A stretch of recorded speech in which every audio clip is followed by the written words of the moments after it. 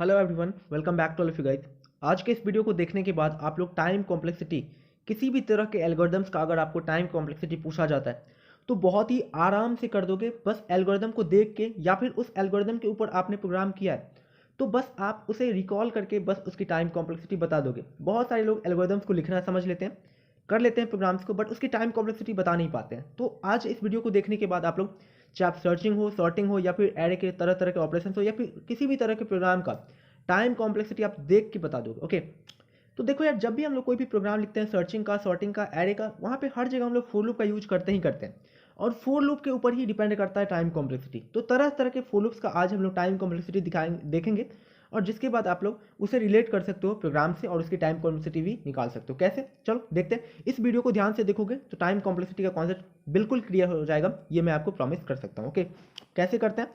सबसे पहले देखो, यहाँ पे मैं एक फोर लूप लिया हूँ, for integer i equal to zero, i को चला रहे हैं हम लोग लेस देन एन तक, और फिर हम लोग क्या कर रहे हैं, आई प्लस प्लस मैं पहले लेके आपको बताता हूँ कि ये हमारा आई प्लस सी नहीं है, आई प्लस प्लस है, इंक्रीमेंट ऑपरेटर है।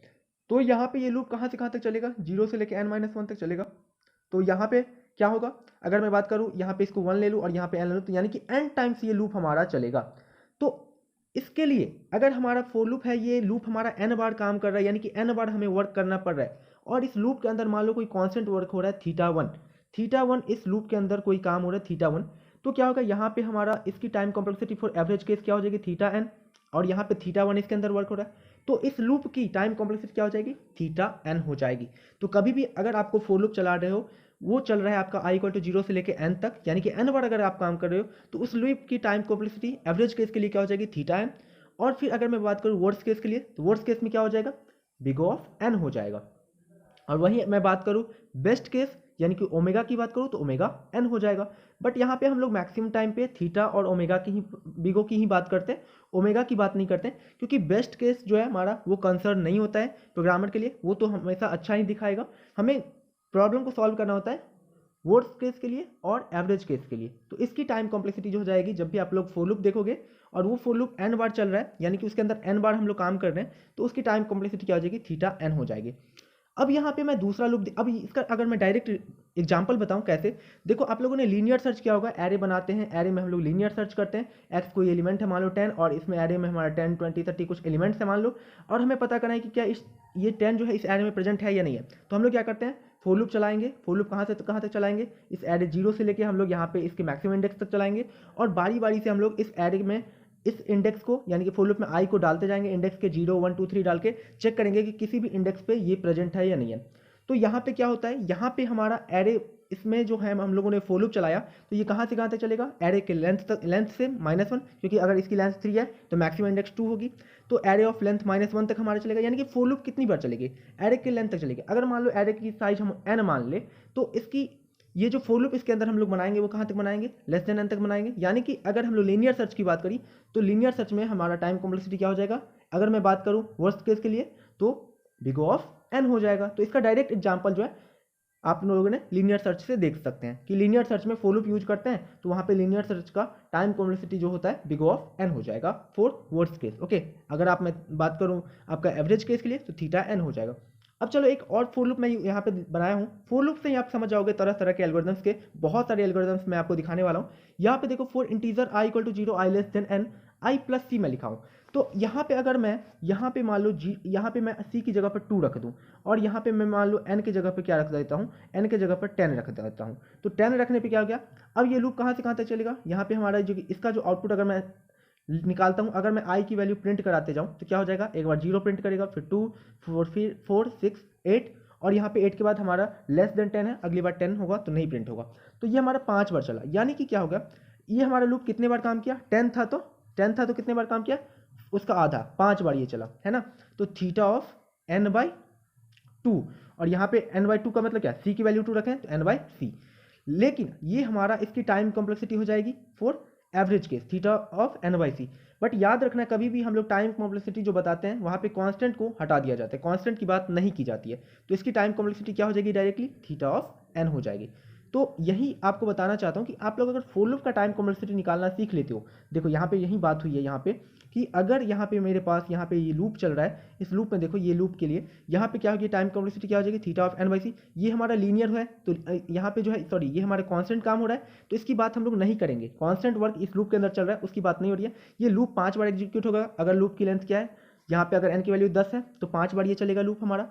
तो यही है एन बाई सी होता है, लेकिन हम लोग कांस्टेंट को हटा देते हैं। ओके, तो यहाँ पे इसका अगर मैं बात करूँ इस तरह के प्रोग्राम्स कैसे मिलेंगे, किस तरह के प्रोग्राम के लिए हमारा ये इस तरह का लूप हम लोग यूज करते हैं। जब आप लोग टेबल बनाते होंगे, टू का टेबल, 3 का टेबल, वहाँ पे क्या करेंगे, इस टेबल में हम लोग क्या करेंगे, 2 से स्टार्ट कर देंगे आई इक्वल टू 2 से, और फिर क्या करेंगे आई प्लस 2 कर देंगे। तो क्या हो जाएगा, आई की वैल्यू प्रिंट कराएंगे तो 2, 4, 10, और यहाँ पे लेस देन हम अगर मान लो यहाँ पे हम लोग इक्वल टू 20 कर देते हैं तो 20 तक चलेंगे। तो टेबल वगैरह बनाने के लिए हम लोग इस तरह के लूप का यूज करते हैं, और वहाँ पे टाइम कॉम्प्लेक्सिटी क्या हो जाएगी, थीटा ऑफ एन हो जाएगी फॉर एवरेज केस। अगर मैं वर्स्ट केस की बात करूँ तो बिग ऑफ एन हो जाएगी। तो देखिए आप लोग, अगर आप लोग टाइम कॉम्प्लेक्सिटी अगर फॉर लूप का निकालना सीख लोगे तो आराम से कर सकते हो। इसी तरह से अगले लूप की मैं बात करूँ तो अगला लूप देखो, यहाँ पे for integer i equal to n, i greater than 0 और आई माइनस सी। तो यहाँ पे क्या हो रहा है, यहाँ पे हम लोग क्या कर रहे हैं, यहाँ पे हम लोग सीधे n से चल रहे हैं। n मान लो हमारा 10 है, तो यहाँ पे 10 से लेके ये हमारा ग्रेटर देन 0 होना चाहिए। तो यहाँ पे क्या हो रहा है, आई इक्वल टू आई माइनस सी। अगर मान लो सी मैं 2 ले लेता हूँ तो क्या हो जाएगा, पहली बार में 10 प्रिंट होगा क्योंकि n की वैल्यू 10 लिया हूँ मैं। फिर अगली बार में यहाँ पे आई माइनस 2 हो जाएगा, यानी कि हमारा आई माइनस सी हो जाएगा। तो 8, 6, 4, 2, बट ये ग्रेटर देन 0 है तो 0 नहीं आएगा। तो अगर हमारा माइनस में रहता है आई माइनस सी, वहाँ पे प्लस सी था, आई प्लस सी, यहाँ पे आई माइनस सी है, तो यहाँ पे भी अगर लेंथ n है तो यहाँ पे भी टाइम कॉम्प्लेक्सिटी क्या हो जाएगी, 5 बार चलेगी। अगर हमारा लेंथ n है तो n बाई सी हो जाएगी, यहाँ पे भी 10/2। तो यहाँ पे भी थीटा ऑफ n बाई सी होगी। और यहाँ पे भी हम लोग बात करें तो ये सी हम लोग हटा देते हैं टाइम कॉम्प्लेक्सिटी के लिए, क्योंकि हम लोग यहाँ पे कांस्टेंट की बात नहीं करेंगे, थीटा एन इसकी टाइम कॉम्प्लेक्सिटी हो जाती है। तो अगर कहीं पे भी अगर इस तरह के लूप को आप लोग यूज कर रहे हो तो उसकी टाइम कॉम्प्लेक्सिटी उस एल्गोरिथम की क्या हो जाएगी, थीटा ऑफ एन हो जाएगी for average case. Worst case की बात करो तो बिग ऑफ एन हो जाएगी, और अगर आप लोग बेस्ट केस की भी बताना चाहते हो तो ओमेगा ऑफ एन हो जाएगी। ओके, तो यही है। अगला देखो, अभी तो ये सिंपल है, इसका सर्चिंग सॉर्टिंग से ज़्यादा उतना है नहीं। मैं अच्छे अच्छे एल्गोरिथम्स के लिए आपको बता रहा हूँ अभी। देखो ये एल्गोरिथम बहुत ही तगड़ा सा है। यहाँ पे क्या हो रहा है, यहाँ पे देखो, यहाँ पे मैं क्या कर रहा हूँ, for integer i equal to 1, i less than n, i equal to i into c. तो यहाँ पे इसके लूप के अंदर हम लोग कुछ थीटा 1 काम कर रहे हैं। अब मान लो ये लूप क्या होगा, अगर मैं n की वैल्यू 32 लेता हूँ और c की वैल्यू 2 लिया हूँ, जैसे यहाँ पे आप लोग देख सकते हो। तो यहाँ पे क्या होगा, i इक्वल टू 1 से स्टार्ट होगा तो 1, फिर क्या होगा i इंटू सी, यानी कि 1 इंटू 2, क्योंकि c हमारा 2 है, 1 इंटू 2, फिर क्या हो जाएगा, i की वैल्यू 2 हो गई, तो फिर i इंटू सी, यानी कि 2 इंटू 2 4, 4 टू जा 6, 8, 8 टू जा 16। अब अगर मैं 16 टू या 32 करूं, लेकिन यहाँ पे i लेस देन n है, इक्वल टू n नहीं है, तो हम 32 तक नहीं जाएंगे। ओके, तो यहाँ पे क्या हो रहा है, अगर इसको मैं इस तरीके से देखूं तो पहले बार 1 प्रिंट हुआ, फिर 1 इंटू सी, फिर 1 इंटू सी सी स्क्वायर, फिर c cube, c to the power k minus 1, है ना। तो यहाँ पे अगर मैं बात करूँ, इसको और सिंप्लीफाई करूँ तो क्या हो जाएगा, c to the power k minus 1 क्या हो गया, हमेशा ये लेस देन n ही होगा ना, ये हमारा लेस देन n ही होगा, है ना, लेस देन n ही, n से ज़्यादा तो नहीं चलेगा ये हमारा।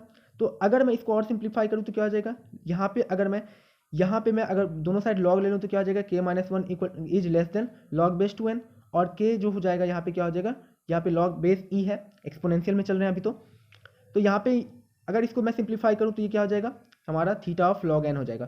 तो कहीं भी अगर आप लोग फॉर लूप चला रहे हो, जहाँ पे आप लोग क्या कर रहे हो, आई इंटू समथिंग करके चला रहे हो लूप, इस तरीके से चला रहे हो, तो उस तरह के प्रोग्राम के लिए आपकी टाइम कॉम्प्लेक्सिटी जो हो जाएगी वो थीटा ऑफ लॉग एन हो जाएगी। तो अगर आप लोग लूप का कॉन्सेप्ट समझ लेते हो कि लूप का टाइम कॉम्प्लेक्सिटी कैसे निकाला जाता है, तो उस तरह के प्रोग्राम के लिए आप लोग टाइम कॉम्प्लेक्सिटी भी बता दोगे। तो अगर कोई भी प्रोग्राम देखते हैं जहाँ पे इस लूप का प्रयोग होता है, तो आप लोग आराम से उसकी टाइम कॉम्प्लेक्सिटी बता दोगे। ओके है, चलो अगला देखते हैं। अगला देखो, ये बहुत ही इंपॉर्टेंट है, इससे आपको बहुत ही आसानी से समझाऊंगा मैं क्या कहना चाहता हूँ, इससे बहुत ही इंपॉर्टेंट है ये। देखो ध्यान से, यहाँ पे फॉर लूप चल रहा है, integer i equal to n, i greater than 1 and i equal to i by c. अब देखो यहाँ पे भी क्या हो रहा है, अगर मैं n इक्वल टू 32 लूँ, c इक्वल टू 2 लूँ, तो यहाँ पे क्या हो गया, पहली बार में 32 n की वैल्यू प्रिंट होगी, फिर उसके बाद बाई 2 करेंगे तो 16, फिर 8, 4, 2 और ग्रेटर देन 1 है तो 2 से नीचे नहीं जाएंगे, है ना। तो यहाँ पे क्या हो गया, पहले n प्रिंट किया, फिर n बाई सी, फिर n बाई सी स्क्वायर, फिर n बाई सी क्यू, और फिर n by c to the power k minus 1।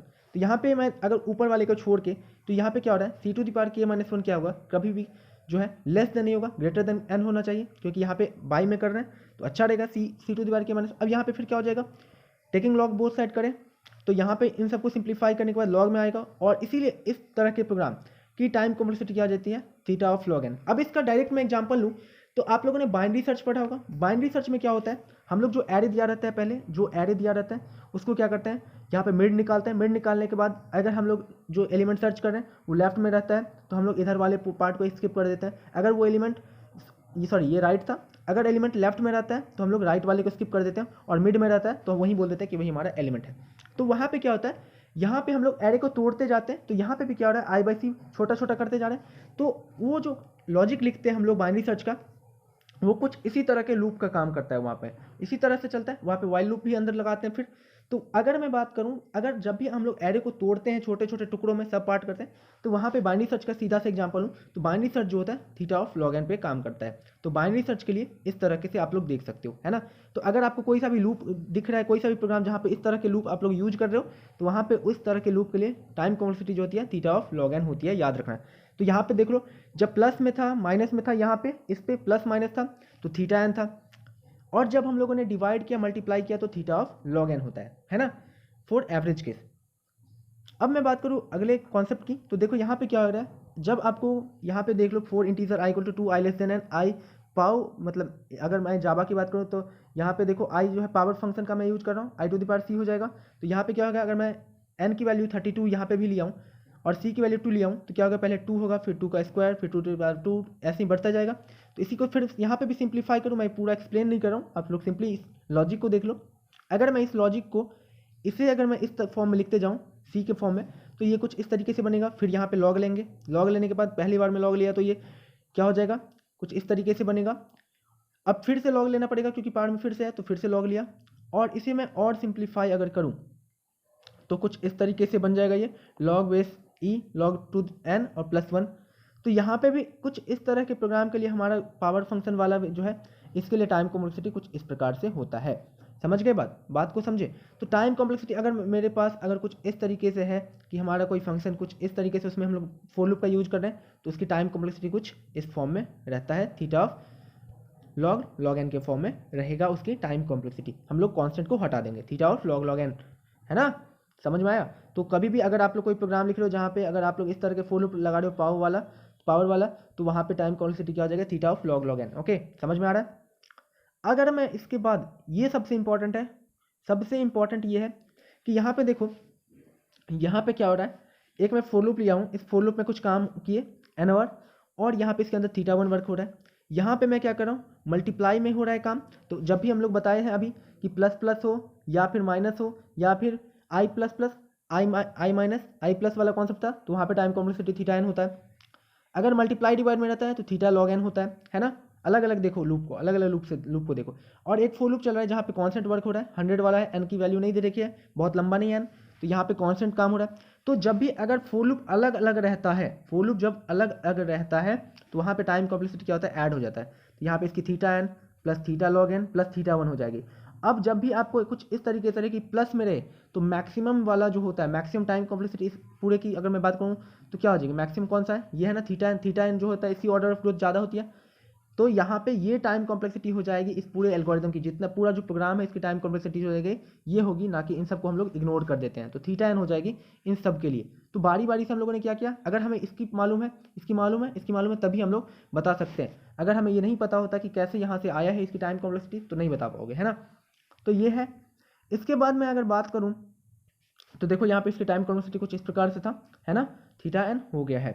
वहीं अगर मैं बात करूँ एक अच्छा सा इससे भी बढ़िया प्रोग्राम की, तो यहाँ पे देखो ये नेस्टेड फॉर लूप। अब नेस्टेड फॉर लूप हम लोग सॉर्टिंग के एल्गोरिदम्स में देखते होंगे आप लोग, सॉर्टिंग में बहुत बार आप लोगों ने नेस्टेड फॉर लूप देखा होगा। चाहे आप मैं बात करूँ आपका बबल सॉर्ट की बात करूँ, सिलेक्शन सॉर्ट की बात करूँ, या फिर इंसर्शन सॉर्ट की बात करूँ, तो वहाँ पे नेस्टेड फॉर लूप लगाते हैं। और उन सब के लिए हम लोग जो जब भी नेस्टेड फॉर लूप लगाएंगे, तो यहाँ पे देखो ये आई प्लस प्लस वाला है तो थीटा एन, मल्टीप्लाई में है तो थीटा log n। तो यहाँ पे देखो जब भी नेस्टेड फॉर लूप रहेगा तब हम लोग जो है ऐड नहीं करते हैं इन दोनों को, बल्कि नेस्टेड है, ये याद रखना, theta n into theta of log n हो जाएगा, है ना। अब देखो हम लोग जो प्रोग्राम लिखते हैं, चाहे आप मैं बात करूँ अगर मैं बात करूँ आपका इंसर्शन सॉर्ट, बबल सॉर्ट और सिलेक्शन सॉर्ट, वहाँ पे क्या होता है, हम लोग नेस्टेड फॉर लूप यूज करते हैं, है ना, करते हैं ना। तो वहाँ पे क्या हो जाएगा, टाइम कॉम्प्लेक्सिटी क्या हो जाएगी, यहाँ पे देखो वहाँ पे नेस्टेड फॉर लूप यूज करते हैं, वहाँ पे कुछ इस मल्टीप्लाई में वो नहीं रहता है, दोनों जगह हम लोग आई प्लस प्लस यूज करते हैं, तो वहाँ पे क्या हो जाएगा थीटा एन, इसका भी थीटा एन, तो थीटा एन स्क्वायर होता है वहाँ पे हम लोग उन तीनों केस के लिए। कब? जब हम लोग बात करें इन तीनों शॉर्टिंग के लिए, इंसर्शन शॉर्ट, बबल शॉर्ट और सिलेक्शन शॉर्ट की, तो वहाँ पे क्या होता है time complexity theta n square for average case. अगर मैं बात करूँ उस केस के लिए तो बिग ऑफ एन स्क्वायर होता है ना। तो जब भी नेस्टेड फॉर लूप रहेगा तो अलग अलग दोनों लूप का अलग अलग आप लोग टाइम कॉम्प्लेक्सिटी निकालो, दोनों को मल्टीप्लाई कर दो, वहीं उस एल्गोरिथम की टाइम कॉम्प्लेक्सिटी हो जाएगी, है ना। देखो यहाँ पे मल्टीप्लाई करके रखा हुआ है, ठीक है। तो इसका डायरेक्ट एग्जांपल में मैं आपको बता दिया। अगर मैं बात करूँ इस लूप की, तो देखो यहाँ पे क्या हो रहा है, यहाँ पे फॉर लूप चल रहा है एक बार, और यहाँ पे थीटा एन टाइम यहाँ पे काम हो रहा है। अगले लूप में हमारा जो है मल्टीप्लाई में तो थीटा लॉग एन हो रहा है, और ये दोनों नेस्टेड है तो मल्टीप्लाई हो गया तो थीटा एन लॉग एन हो गया। इसका मैं अगर एग्जांपल लूँ तो आप लोगों ने क्विक सॉर्ट पढ़ा होगा, और क्विक सॉर्ट पढ़ने के बाद आप लोगों ने मर्ज सॉर्ट पढ़ा होगा। तो वहाँ पे क्या होता है डिवाइड एंड कॉन्कर रूल लगाते हैं हम लोग, एक बार डिवाइड करते हैं वहाँ पे थीटा एन, और फिर कॉन्कर जो होता है वहाँ पे थीटा ऑफ लॉग एन होता है। तो थीटा एन लॉग एन जो होता है आपका मर्ज सॉर्ट और इंसर्शन सॉर्ट में हम लोग जो है टाइम मर्ज सॉर्ट, और हम लोग जो है यहाँ पे क्विक सॉर्ट में वहाँ पे time complexity theta N log N होता है। तो कैसे होता है, अगर आप लोग फोर लूप का कॉन्सेप्ट समझ लेते हो कि फोर लूप का टाइम कॉम्प्लेक्सिटी कैसे निकाला जाता है, अगर आप लोग इन सारे फोर लूप के जितना भी बताए प्लस प्लस रहेगा तो आपका टाइम कॉम्प्लेक्सिटी क्या हो जाएगा थीटा एन होगा, उसके बाद माइनस माइनस रहेगा तो भी थीटा एन रहेगा, मल्टीप्लाई डिवाइड में रहेगा तो थीटा लॉग एन हो जाएगा। यहाँ पे अगर नेस्टेड रहेगा तो मल्टीप्लाई में आ जाएगा, अलग अलग फोर लूप रहेगा तो सारे को ऐड कर देते हैं, उसके बाद हम लोग हाईएस्ट वाला होता है उसको हम लोग टाइम कॉम्प्लेक्सिटी बताते हैं। तो अगर ये सब अगर आपको पता रहेगा तो चाहे आप कोई सा भी एल्गोरिथम लिखते हो वहाँ पे फोर लूप यूज करोगे ही करोगे मैक्सिमम टाइम पे, तो आप लोग उसकी टाइम कॉम्प्लेक्सिटी बता सकते हो। तो आई होप आपको समझ में आया होगा कि मैं क्या कहना चाहता था। इस वीडियो से आपको बहुत ही ज़्यादा हेल्प हुआ होगा टाइम कॉम्प्लेक्सिटी निकालने में। अब आप लोग इस वीडियो के बाद टाइम कॉम्प्लेक्सिटी किसी भी एल्गोरिथम को बहुत ही आसानी से बता सकते हो। तो चलिए मिलते हैं नेक्स्ट वीडियो में। अगर आपको वीडियो अच्छा लगा हो तो प्लीज़ चैनल को जरूर सब्सक्राइब करना, वीडियो को लाइक करना और एक प्यारा से कमेंट जरूर करना, जिससे कि मोटिवेशन मिले और मैं आप लोग के लिए और अच्छा वीडियो बनाने की कोशिश करूंगा। थैंक यू, नेक्स्ट मिलते हैं नेक्स्ट वीडियो में।